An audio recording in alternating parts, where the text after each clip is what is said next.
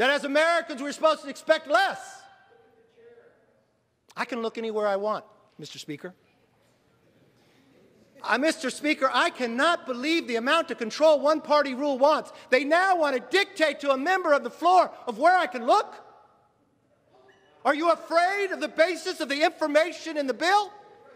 Sir, I'm gladly to look at you, Mr. Speaker. There's a difference between addressing and looking.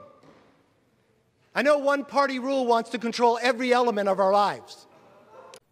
One-party rule for 1 year has brought us inflation we haven't seen in 31 years. Gas prices the highest it's been since the last time President Biden was down at the White House.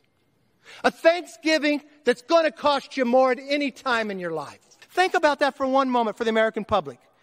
You are spending more money than we spent to end World War II. You're hiring 87,000 IRS agents. Not one Border Patrol agent. Not one new dollar. You're providing money for amnesty. You're providing money, $450,000, for people who came here illegally. And you're taking it from American hardworking taxpayers.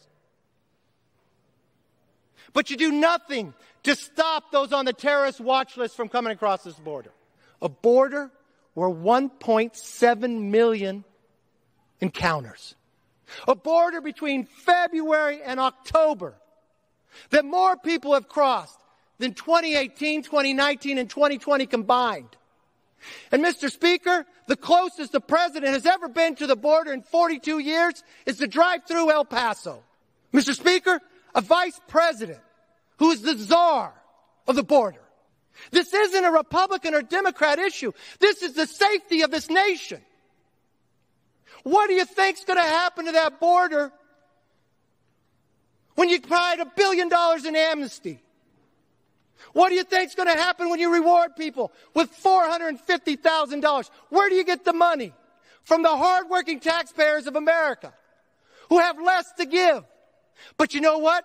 They're going to have to give more because you're hiring 87,000 IRS agents to come after them. I've watched the president look America in the eye and tell us he would not leave till every American's out. What do you say to those Americans that are still stuck there?